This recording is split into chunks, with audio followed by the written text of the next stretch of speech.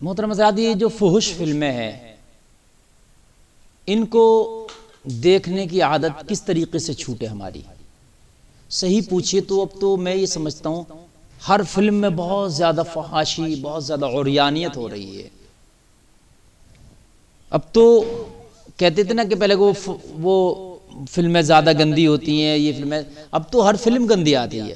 عجیب معاملہ ہے، وہ شارٹ کپڑے اور یہ سب چیزیں کیا کیا، اللہ اعوذ باللہ، اللہ تعالیٰ محفوظ فرمائے۔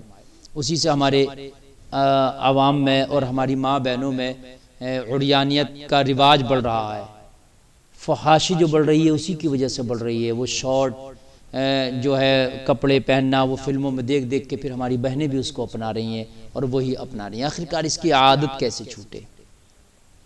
دیکھیے حضرات، کسی بھی غلط کام کی عادت پڑ جائے، اچھے کام کی عادت، اس کا ایک چسکا پڑ جاتا ہے، اس کا ذائقہ۔ آپ بیڑی پینے لگو، گٹکا، سگریٹ، شراب، کچھ بھی، اس کا ایک ذائقہ ہوتا ہے۔ ذائقہ ہر چیز میں ہوتا ہے۔ برا کام کرو اس میں بھی ذائقہ ہوتا ہے، اچھا کام کرو اس میں بھی ذائقہ ہوتا ہے۔ ذائقہ ہر چیز کا ہے۔ آپ تو کتنی بھی بری چیز پی لو، اس کا بھی ایک ذائقہ ہوتا ہے۔ بھئی بری چیز کا برا ذائقہ ہوگا۔ اب شراب ہے، اس میں بھی ایک ذائقہ ہے، اگرچہ وہ گندی چیز ہے لیکن ایک طرح کا ذائقہ ہے۔ اب تو کوئی خراب چیز کھا لو، اس کا بھی ایک ذائقہ ہوگا۔ تو انسان جو ہے یہ عادی پڑ جاتا ہے اس ذائقے کا۔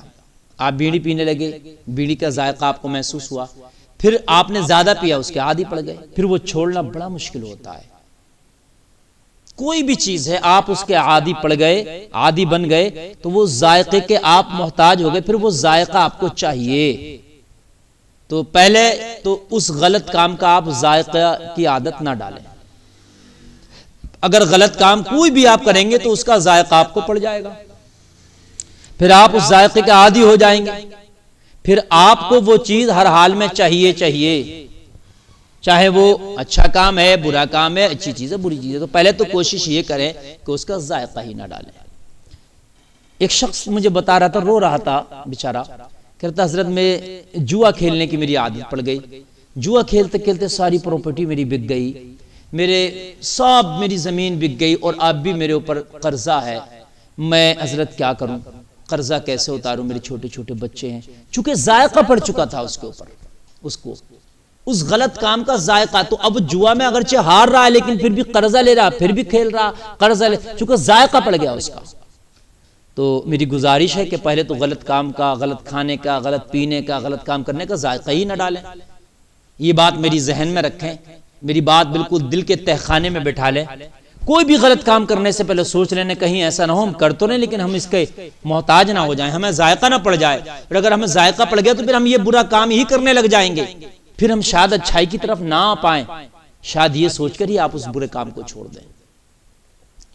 تو اب جیسے فلمیں ہیں تو فلموں کا ذائقہ پڑ گیا، شراب کا ذائقہ پڑ گیا، بہت سے برے کام ان کے ذائقے پڑ جاتے ہیں۔ وہ ذائقے آپ پہلے ڈالے ہی نہیں، ایسی گٹکا، بیڑی، سگریٹ نہیں چھوٹ پاتے انسانوں کے، تو آپ اس کو ذائقے کو ڈالے ہی نہیں پالے تو۔ لیکن اب اگر پڑ گیا کسی کو ذائقہ غلط فلمیں دیکھنے کا، حرام کاری، زنا کرنے کا، شراب پینے کا، جوا کھیلنے کا، اور بھی کوئی حرام کام کرنے کا ذائقہ پڑ گیا، تو آخرکار اس سے باہر کیسے آئیں، اس سے چھٹکارا کیسے پائیں، اس سے باز اپنے آپ کو کیسے رکھیں؟ تو حضرات میں آپ کو بتاؤں اس کا ایک طریقہ۔ سب سے پہلے تو آپ صحیح طریقے سے غسل کریں گے، یعنی اپنے آپ کو پاک، غسل کریں گے اور پاک ہو جائیں گے۔ غسل کرنے کے بعد آپ جو ہے 5 وقت کی نمازیں بالکل آپ شروع کر دیں گے۔ میں کوئی بھی وظیفہ آپ کو بتاؤں، کوئی بھی میں آپ کو طریقہ بتاؤں اور آپ نماز نہ پڑھیں، بنا نماز کے پڑھیں، تو وہ مؤثر ثابت نہیں ہوگا، پھر وہ اثر نہیں کرے گا۔ پھر آپ کہیں گے بھئی ہمارا اثر نہیں ہوا، تو اثر اس لیے نہیں ہوا کہ بھئی آپ جو ہے نماز ہی نہیں پڑھ رہے، نماز کا اہتمام ہی نہیں کیا۔ ڈاکٹر جب دوا دیتا تو اس کا پرہیز بتاتا ہے، آپ نے ڈاکٹر کی دوا تو کھائی لیکن آپ نے پرہیز نہیں کیا تو وہ دوا مؤثر نہیں ہوگی، اس کا اثر مکمل طریقے سے نہیں ہوگا آپ کے جسم پر۔ آپ کو پرہیز کرنا بھی لازمی ہے۔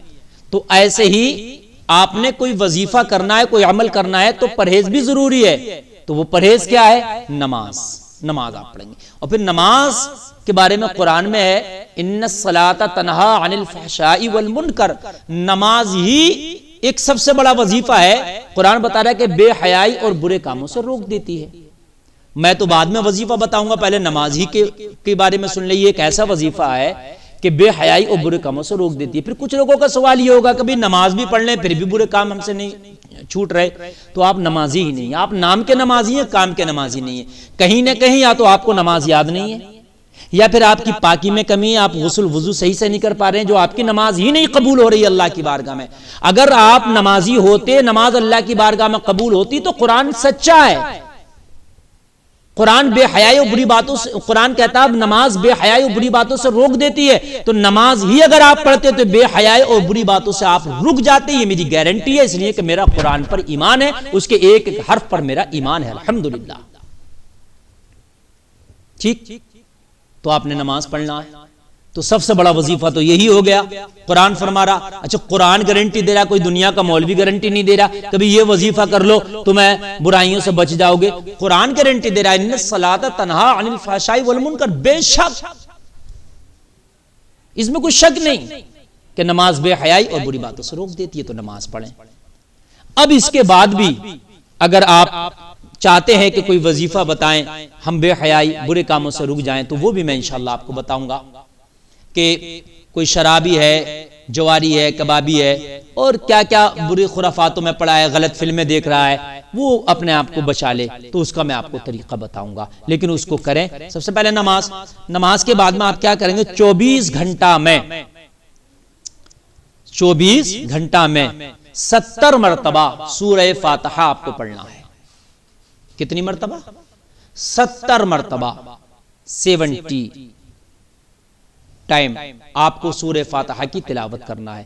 وہ آپ ایک بار میں بھی کر سکتے ہیں، تھوڑا تھوڑا بھی کر سکتے ہیں. جیسے ابھی آپ نے 10 مرتبہ پڑھ لی، پھر 15، پھر 5، پھر 20 مرتبہ، ایسے بھی کر سکتے ہیں. یعنی 24 گھنٹہ میں 70 کا عدد پورا کرنا، یہ ایک بار بیٹھ کے. اگر ایک بیٹھک میں آپ ایک مجلس میں پڑھیں گے تو تقریباً 17 سے 18 منٹ لگتے ہیں 70 مرتبہ سورہ فاتحہ پڑھنے میں. آپ 70 مرتبہ سورہ فاتحہ پڑھیں، اور اول و آخر درود شریف 3 بار، 5 بار، 7 بار اول و آخر درود شریف بھی پڑھ لیں. ٹھیک، 70 مرتبہ یہ کنٹینیو آپ کرنے روز. انشاءاللہ وہ کوئی ایسا برا کام نہیں ہے جو آپ سے چھوٹ نہیں جائے گا. اور خالی برا کام ہی نہیں چھوٹے گا، ہر طرح کی بھلائی کے آپ مرتکب ہو جائیں گے. ہر طرح کی بھلائی آپ کو ملنے لگے گی، ہر طرح کی بھلائی اللہ کی جانب سے آپ کے پاس پہنچنے لگے گی. کوئی دعا قبول نہیں ہو رہی تھی، اس کی برکت سے دعا قبول ہو جائے گی. کوئی بیماری میں آپ مبتلا تھے اور وہ بیماری ٹھیک نہیں ہو رہی تھی، وہ بیماری بھی ٹھیک ہو جائے گی اس کی برکت سے. اس کو ام الکتاب کہا گیا. پورے قرآن کا نچوڑ اس کے اندر ہے. سرکار مدینہ راحت قلب و سینہ صلی اللہ تعالی علیہ وسلم فتح مکہ کے دن جب میرے نبی مکہ کو فتح کرنے کے لیے آئے، تو جب تک مکہ فتح نہیں ہو گیا میرے نبی سورہ فاتحہ کی ہی تلاوت کرتے چلے جا رہے تھے. کنٹینیو میرے نبی کی زبان پر سورہ فاتحہ کی تلاوت تھی جب تک کہ مکہ فتح نہیں ہو گیا. اس کے بعد میرے نبی نے سٹاپ کیا، اس کی تلاوت کو بند کیا جب مکہ کو فتح کر لیا گیا. تو سامعین، یہ بہت برکت والی صورت ہے، بہت عظمت والی صورت ہے، بہت رحمت والی صورت ہے. آپ سورہ فاتحہ 70 مرتبہ خاص خیال رکھیں، اس کو آپ پڑھیں، انشاءاللہ آپ کی زندگی بدل جائے گی. گناہ، برا کام، حرام کام، آپ اس کے قریب نہیں جاؤ گے. آپ کے دل میں نفرت پیدا ہو جائے گی حرام کام سے، اور ہر بھلائی آپ تک پہنچنے لگے گی انشاءاللہ.